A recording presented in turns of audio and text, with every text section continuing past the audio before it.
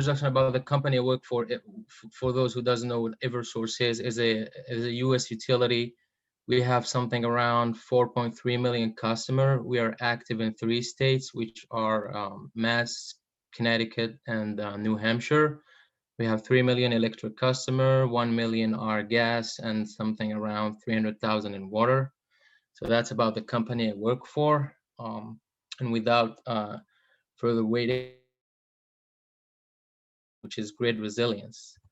Before we do that,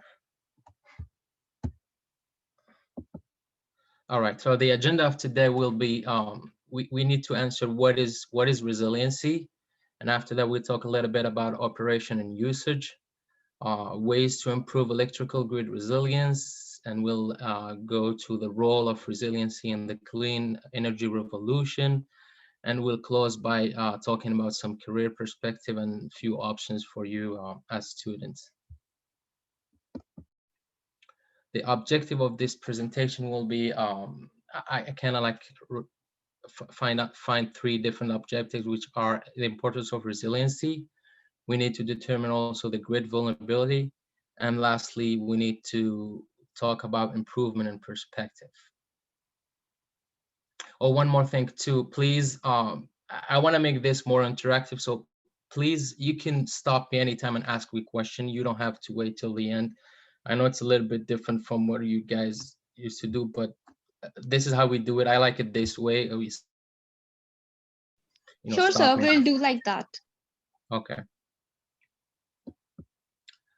All right, a quick overview about the U.S. grid. So in the United States, the grid is 3 different parts. So you have the western coast, you have the eastern coast, and you have Texas. The grid in Texas is not interconnected at all.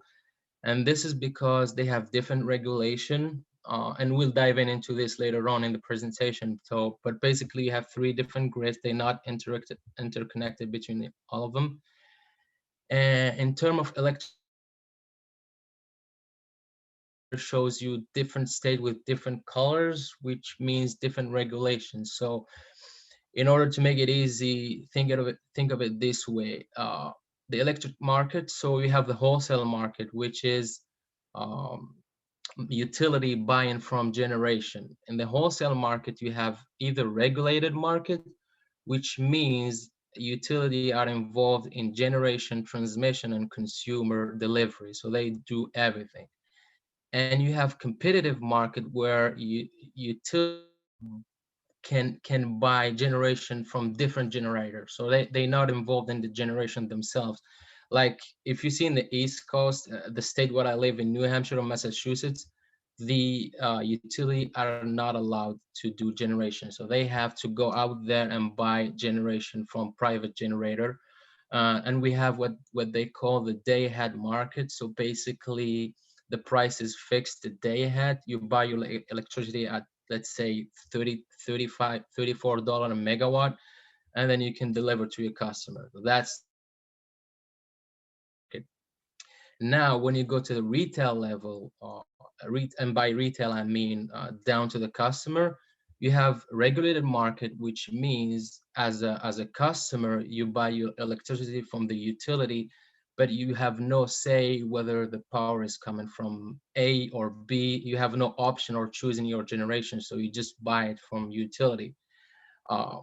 And the second one is competitive, and this is what they have actually in Texas, and I believe 18 other states, where customer can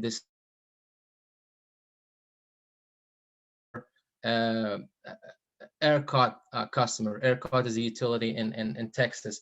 You can decide, okay, I want to buy my energy from a solar power plant. I want to buy a wind energy. I want to buy my energy from this guy or this guy. So you have this option in Texas.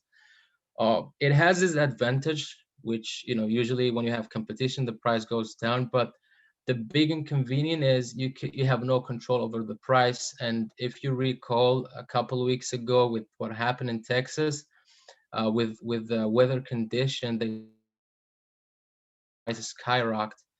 And as of an example, the price of 1 megawatt, which usually trades at $50 per megawatt, went up to $9,000. So so you can see here there's a lot of inconvenience. That's it for the US grid. Now I want to talk about resiliency. What is resiliency? So resiliency is just the ability of a system to survive disruption, to anticipate, to adapt.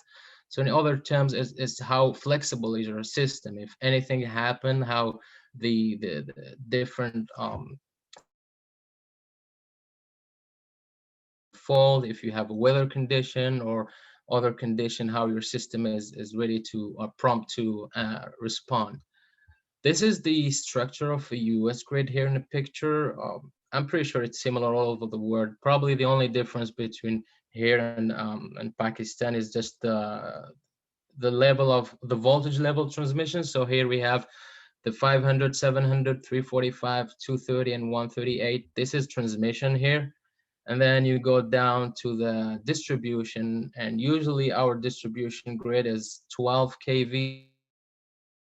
In reality, it's 1247 kV, 4 kV, and in some states they do have 69 and 26 kV. So that's basically the structure of the US grid. Now, what is the impact of the resiliency? What are the elements that can impact your grid resiliency? So the first one um, is human error, right? Vandalism. Like you can, you can have your grid working perfectly, and a car accident can hit a group of kids will, burn down a facility. So this will impact your grid resiliency. Extreme weather events, that's a big topic here in the US, especially with what happened in Texas recently. And actually they lost 3.3 million customer. um, Even here where I live in New Hampshire, we have probably every 3 4 weeks we have a windstorm, and we always end up losing 20,000, 30,000 customer. I'm gonna talk about it later. The other threat, and big those lately, is the cyber attacks. As you know, part of making the grid resilient, you need to improve your communication, you need to install a lot of smart devices, and usually those smart devices are connected either through wireless or wire, but they are most of the time you have cyber attacks. And if you recall, in December 2015, the Ukrainian grid went down, and they have a blackout in Ukraine, and into hot topic. And we have like a big IT department that do anything to prevent this. But as I said, it's the threat is always evolving, so that's a big topic here. And lastly, dependence on gas-fired power, or even generation from renewable. Like if you have your generation that is, let's say, 40% wind or solar or wherever, you can lose this generation at any moment. If the wind stops, if it gets, or something happened to your gas pipe, you can lose your generation, and this is also a threat to your system resiliency. So those are the four the biggest elements that impact grid resiliency. Any questions so far? All right. I like to stop sometimes just to make sure everybody is following. Yes, sir, we are with you. To all the participants, if you have any sort of query, you can interrupt in between and just ask whatever you want to. You should not wait for the end, please. All right. Some numbers in finance. As I said before, the weather is a big enemy of our grid. This was done from, you can find it out if you go to the energy.gov. A study was done during the Obama administration. They found between 2003 and 2012, estimated of 679 widespread power outages. And some expert, they estimate those 25 to 70 billion dollars. This is huge. Like, think about it one moment. Like, just by having those outages, you're losing somewhere between 25 to 70 billion annually. It's not over 5 years, it's every year. So that's a lot. This is why you see utilities through the country investing heavily in new technology to making the grid more resilient, because you cannot afford losing this much money every year.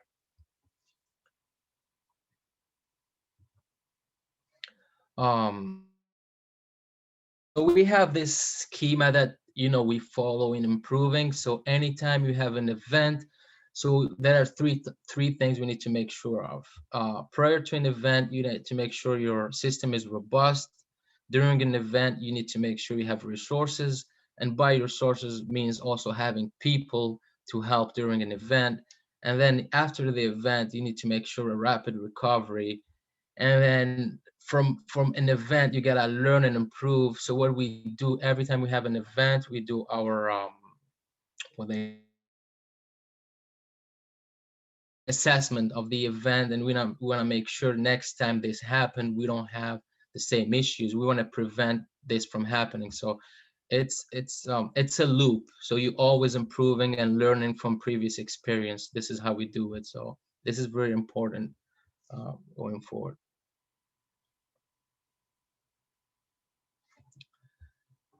All right, few things, or the most important things we do to improve resiliency.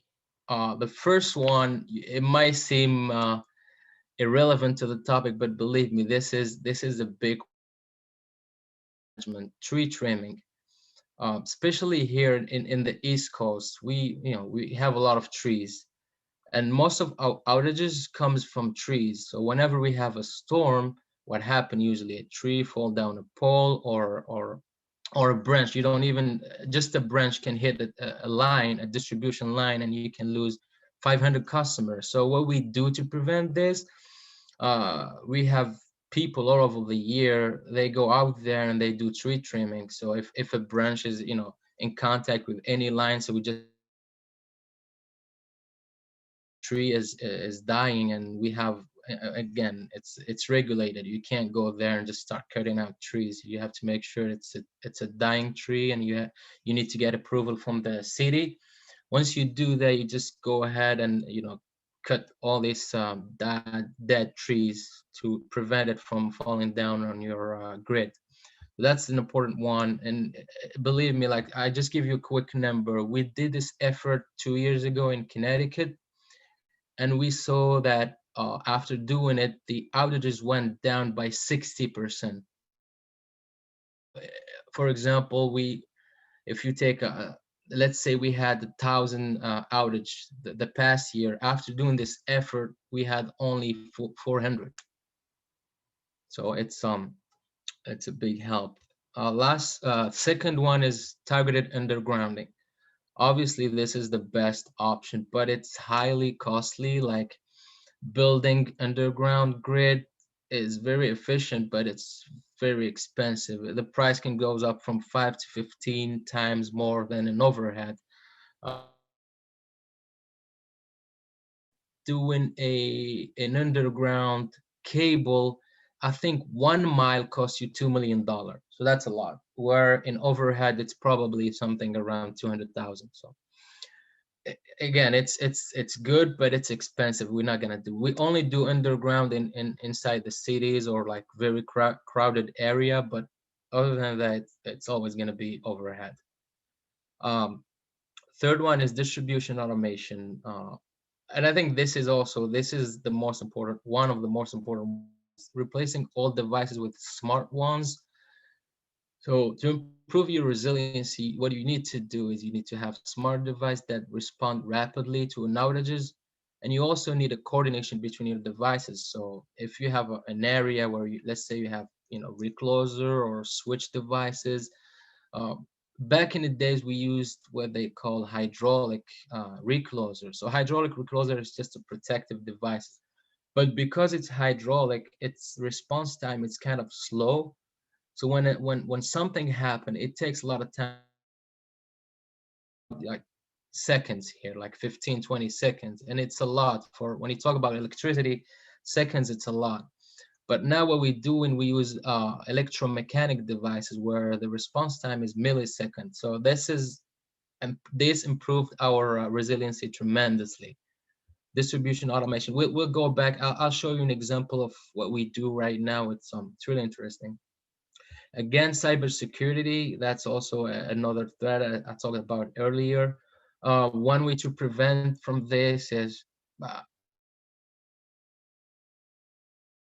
new softwares, new tools, have a strong IT department to prevent this from happening, and also very important, educating. You need to educate your engineers. Um, in Eversource, what we do let's say every week or 15 weeks, our IT department will send some phishing emails just to test our engineers, see how they respond. And of course, you don't have to open it. If someone sends you a link or something, you gotta be vigilant. You can't open a link because you're using uh, the company computer, and you can't be hacked, and this will cause tremendous damages. So I think education is an important part in cybersecurity. The other one is damage protection and response. So weather prediction, the way we did prediction in the past, we used some mathematical methods, but they were not very efficient. Now we are using more, I want to say, smarter methodology. We use in prediction, actually, we use AI. So for solar, especially for solar, it is hard to predict solar. You don't know when it's going to be sunny. It can be sunny now, and then the next minute, the cloud goes by the sun, and then you can lose power. So you need to be stronger at predicting those conditions. So AI is a tool that we just recently start using it in production. It's not widely used, but we get in there. We start using it. The other one is damage assessment and crew deployment.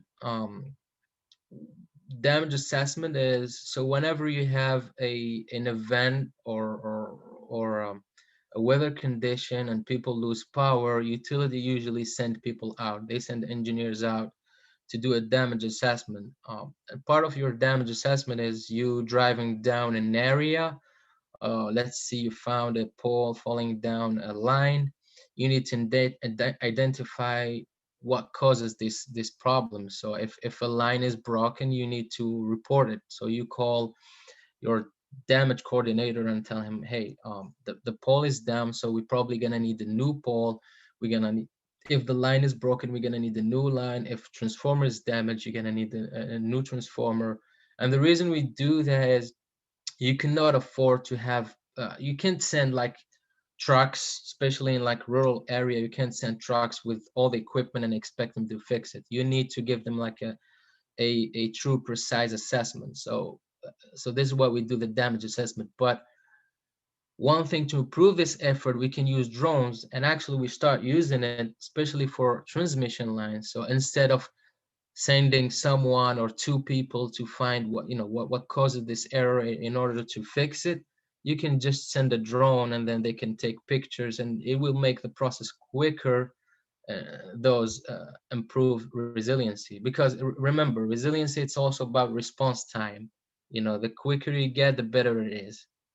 And also sometimes it's just, you can prevent errors. Like lately we had a drone pilot. He was flying around a transmission line, and he found that a pole was broken from the top. If we did a human damage assessment, you would never see this, but by using the drone, we saw the damage on the top, and we know if we didn't see this, probably the next weather condition, the pole was gonna fall down. So this actually prevent us from happening. So drone are very big asset to us in damage assessment. And last one is called field force data visualization. So EPRI is basically it's a research lab in the US. It helps utilities and the electric industry with, developing new technology and new technology. Yeah.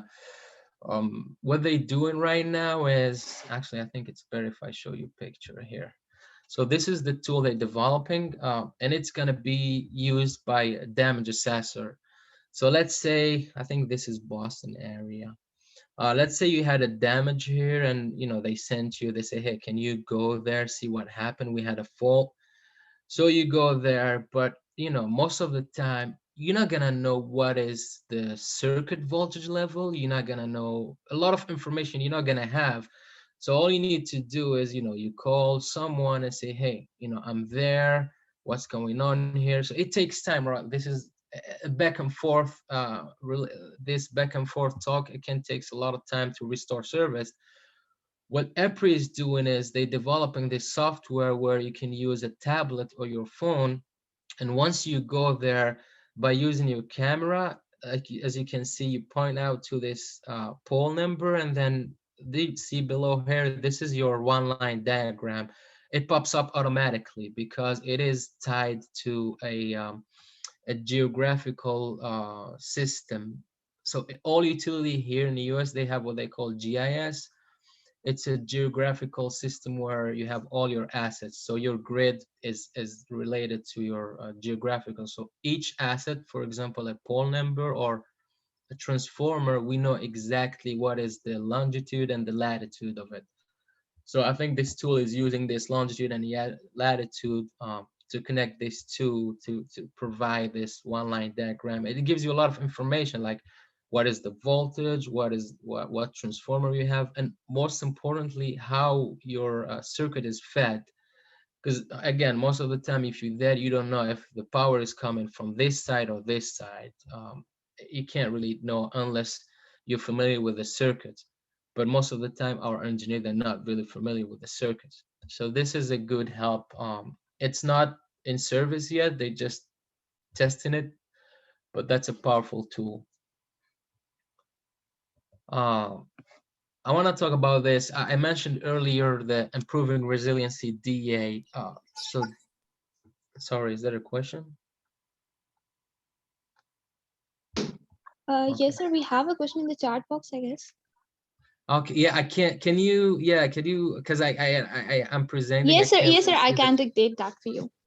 Okay. Sir, we have a question from Nimra. She's saying that what is the actual role of cybersecurity in resiliency?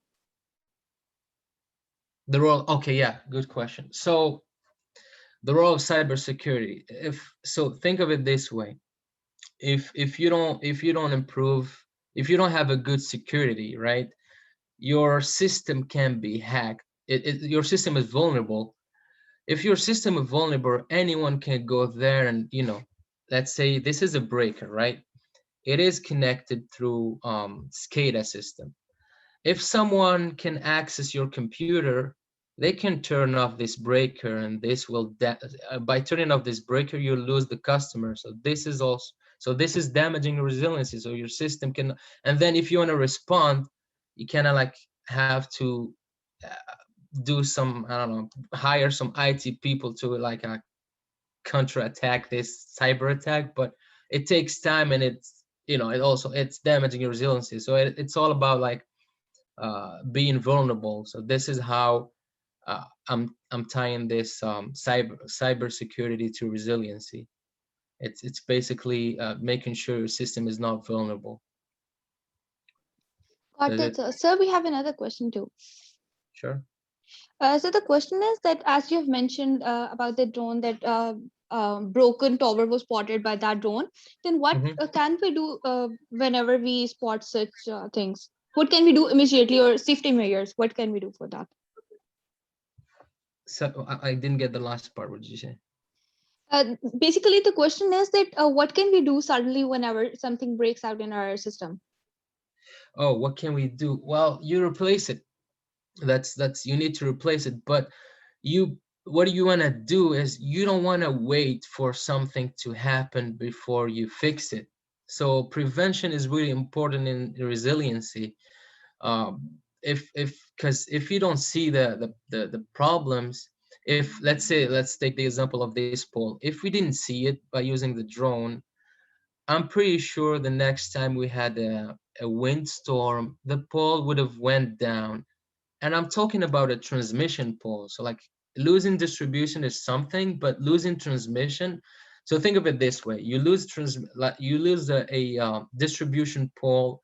This may affect 500, 600, 1,000 customers. But Losing a transmission pole, this will affect hundreds of thousand customers, and you cannot afford this. Like, also we have something in the US is when something happened, when customer lose power, we have 48 hours to restore service. If we don't do it in 48 hours, we get fines, and those fines they get up to millions of dollars. So we cannot afford losing customer.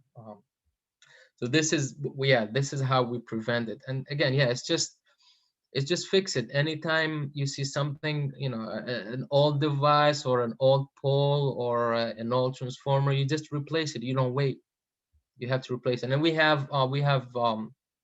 we always have a backup stock. So we always make sure, we have hundreds of transformers sitting there. We have poles, we have cables, miles of cables.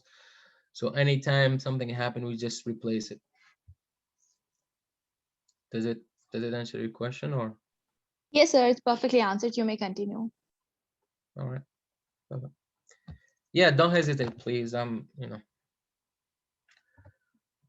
I want to talk about this resiliency. Actually, this is a program I was working on, and we started it in New Hampshire. We wanted to improve our system resiliency, and we did some research, and we found this very cool device. It is called a trip saver. Um, so it's this part here on top of it. So let's say your circuit is coming from here and it's connected. So here is the in and the out is this part. It's called the trunnion. So this is the lower contact, and this is a fuse. It's not a fuse actually. It's called something else. It's called the insulator. Yeah, I said fuse. Sorry, insulator. So when this insulator is in contact, your electricity goes down. This insulator goes up from here and down, and everything is perfect. When something happens, this opens up and then it stops the service to protect the customer or to protect the grid. And why I'm talking about this is an automatic device. It has the ability to open and close. So what do? You can program it, say, hey, I want you to open and close 3 times. If, let's say, for example, after 3 times, the fault is still there, then you can open definitely. But the 3 times after you open and close, if the fault was gone, then it's fine. You can stay closed. And you might ask, okay, so what is he talking about? Like why this is improving resiliency? So I'm gonna explain exactly what we're talking about. This is please don't make fun of my drawing. Um, so this is a simple circuit. So you have a substation here, goes down to the breaker, and then you have your line, and then you have fuse and you have customer. So make sure you always, at the beginning of a customer circuit, you always have fuse, because if something happened, you don't want your customer to lose their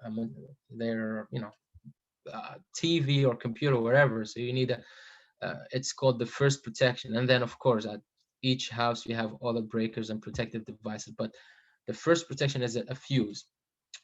And how does a fuse work is, okay, if a fault happen, it sends the fault if it's above, let's say, the limitation. So each fuse has its proper limitation.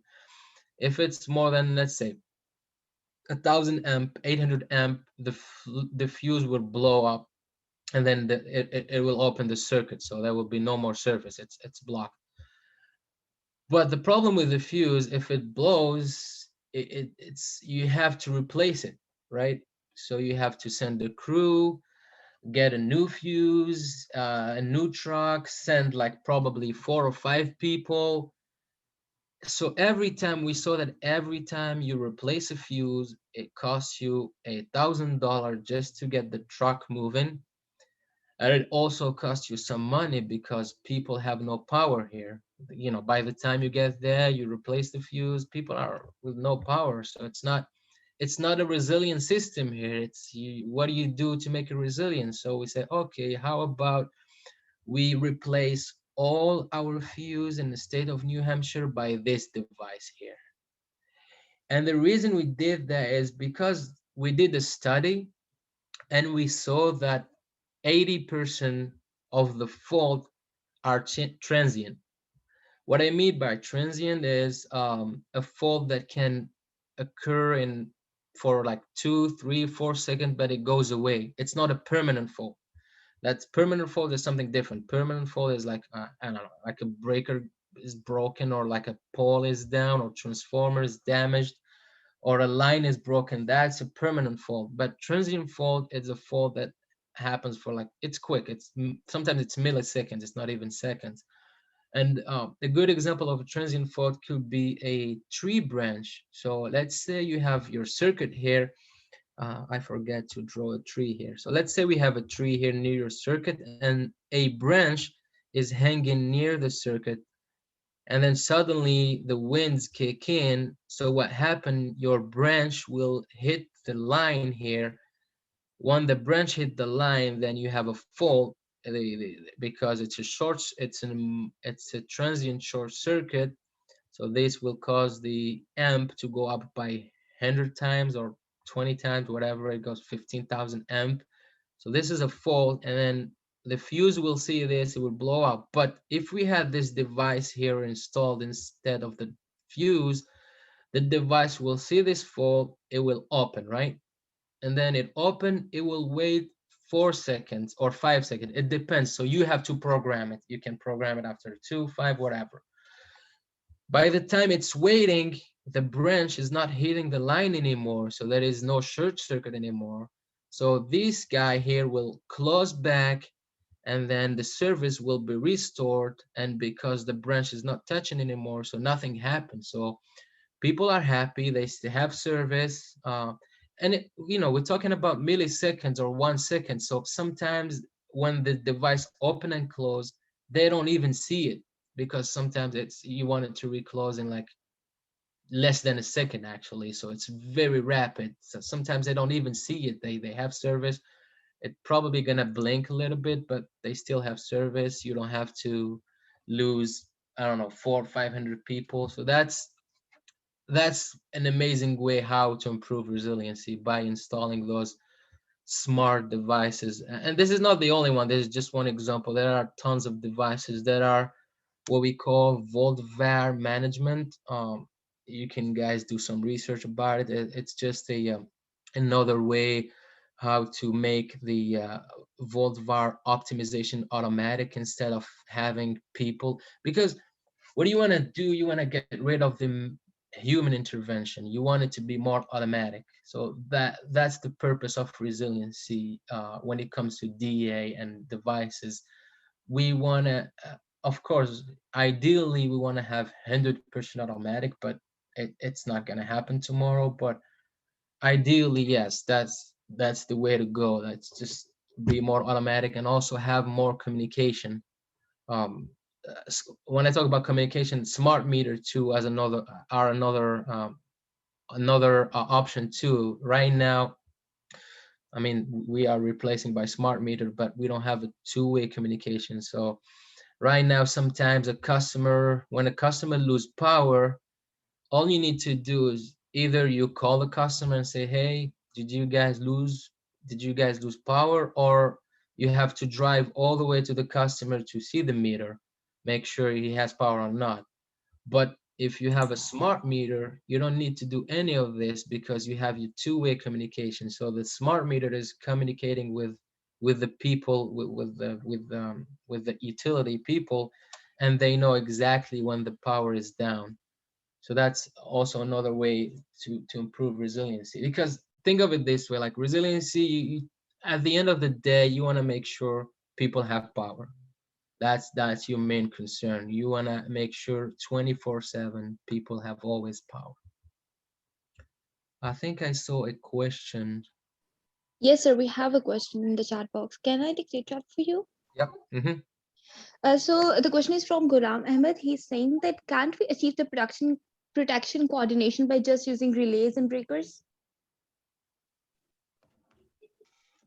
What do you? I didn't get it. Can you repeat it, please? Yeah, sure, sir.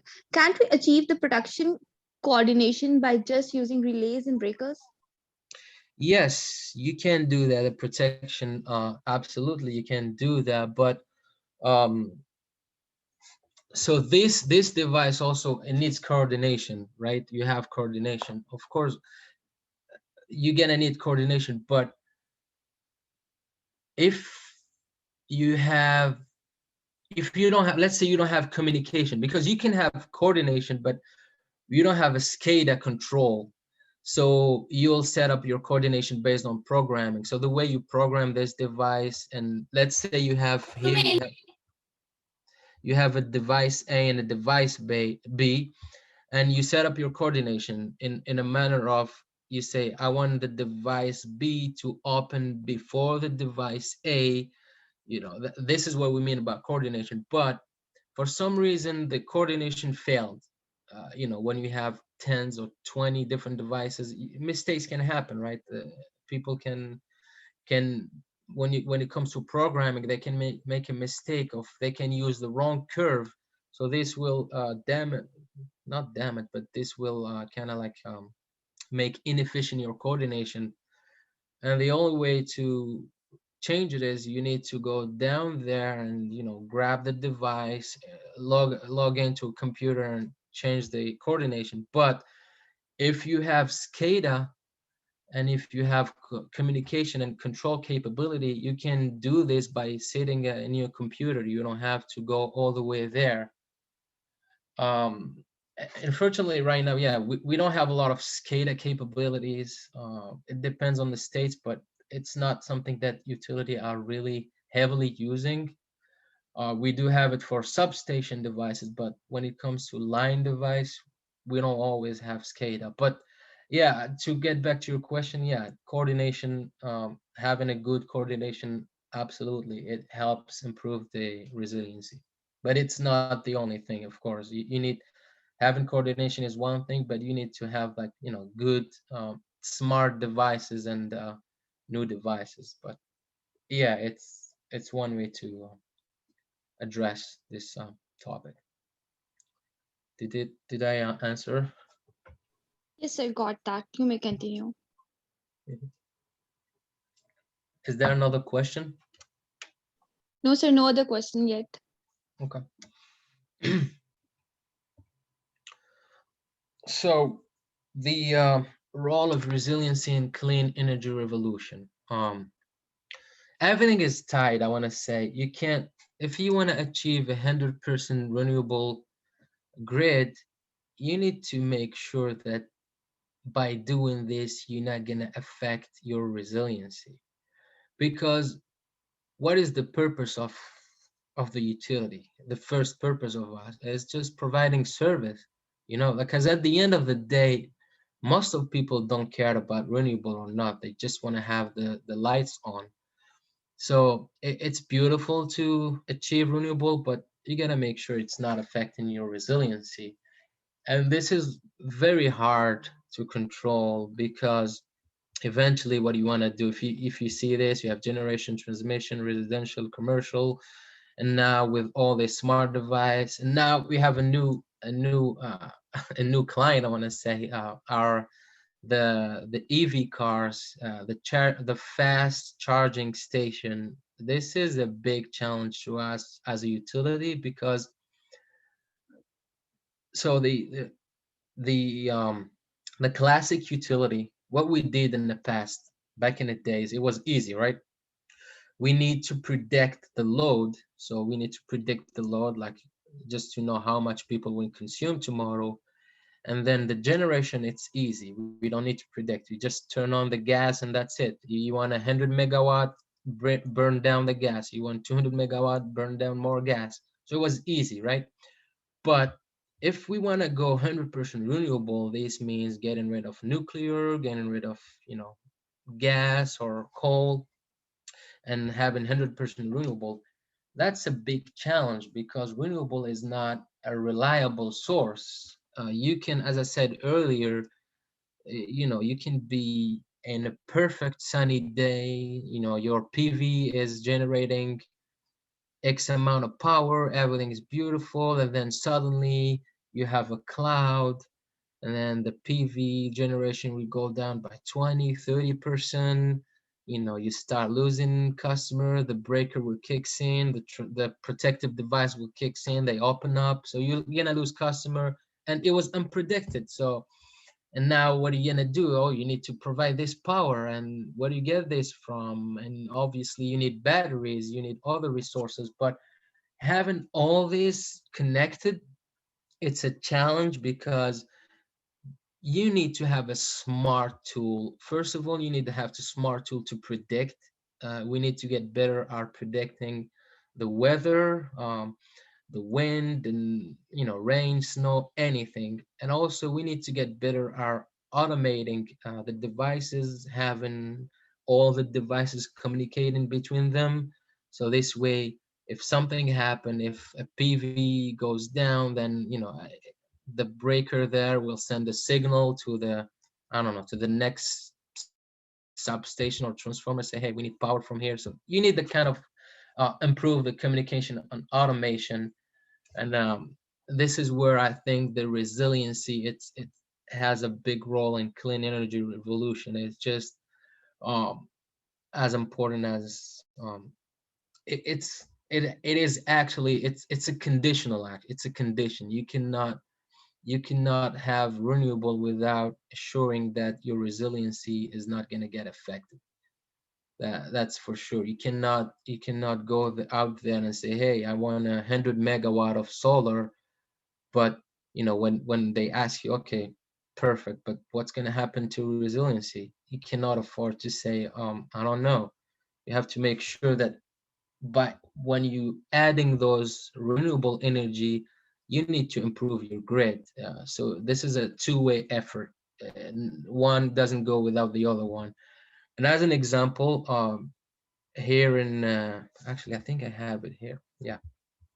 So here in New Hampshire, we have, even in the whole East Coast actually, we have a lot of PV, customer, private generator. We have requests every day. We receive requests from people. They say, hey, I'm gonna install a PV solar plant, but I want to connect to your grid.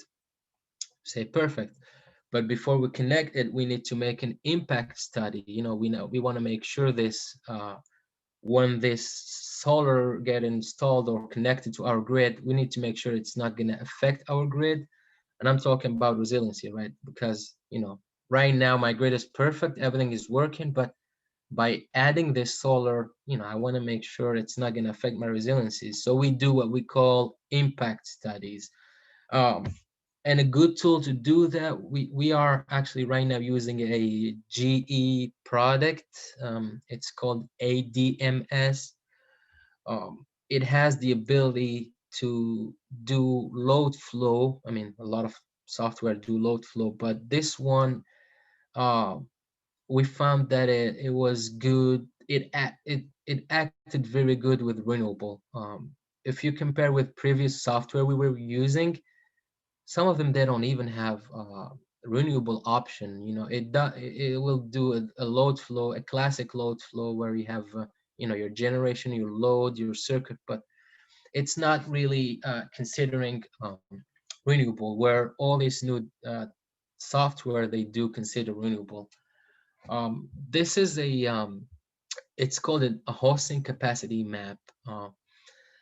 I think this one is in Massachusetts or Connecticut, I'm not sure. But as you can see, so this is our grid. The different color means different capacities. So if it's green, that means this circuit have a capacity from 3 to 5 megawatt. So if, let's say, a customer or someone want to build a PV solar of 4 megawatt, and he want to build it here near Shikopi Falls, you say, okay, you can connect to this green line because it's fine, we have capabilities. But if someone comes in and say, hey, I want to connect here to this like red line, you say, hey, it's impossible, we don't have capacity here. And because we don't have capacity, because this circuit is already loaded, we have a lot of customer here, and we already have a lot of solar. So in one way, we want to limit the solar. I know it sounds weird because yeah, say, what are you talking about? Like everybody wants more solar, but as I said, of course we want to have more solar, but we don't want to risk losing resiliency. So this is why we are. I can give you an example. Last month we had 200 interconnection pending. So we have 200 customer waiting to kick in and just produce renewable, but we can't have them because our circuit is loaded. But because, as I mentioned earlier, using new tools, new software is very important. This map was done by using an old software that has some like of a basic mathematical calculation. So it is overreacting. In reality, like right here, this red circuit, it says that the capacity is up to 1 megawatt. But when we use this tool, and this tool was actually a software called Synergy. It was developed by DNVGL. It's a US company. When we use this tool, we found that actually we have more capability um, just by using a new approach. We said, okay, we have more capability. So now we are able to say the customer who wants to connect here, you know what, you can come in, guys. It's not actually, we don't have, it's not only 1 megawatt, we actually have 5 megawatt. So just by doing this, you see how you get in more renewable energy, but also you making sure your system is resilient, because again, you want to have more renewable, but you don't want to affect your resiliency. But so they both work together. It's a perfect couple. This is how I see it. And lastly, I know we almost running out of time, so I'll make it quick. Lastly, the career perspective. There are three. I don't know. It depends. If you want to work for utility, I kind of like identified three different departments that you can work in. So one important department is called DER, which is Distribution Energy Resources. This is for people who are really interested in renewable energy. And actually, this guy, what I showed you here, this is DER job. This is what they do. And if you are good with customer and you want to interact with people, you probably want to go to distribution energy resources, because you're gonna be dealing with customer who wants to connect to the grid, and you also gonna be doing some impact studies and some resiliency studies. So that's one way to consider having a career in utility. If you are interested in protection and control, just like the person who asked earlier about protection coordination, so you need to go to protection and control department. But this is very technical, so you learn a lot. But if you're really interested in only resiliency, I think this is where you need to go. Protection and control. That's the way to go. And lastly, grid modernization. This is my favorite, not because I work in it, but it kind of like grid modernization. It's overviewing all of them, because what we do is we implement methodologies, software, and new technology. So let's say protection and control department, they want to use different tools, they want to use a different software.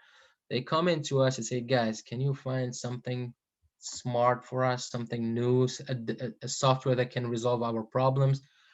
So what we do is, okay, we explore, we found new tools or software technology, we test them, we do the implementation, and then once everything is done, once we testing and everything is done, we just deliver to the protection and control department or distribution or whatever needed.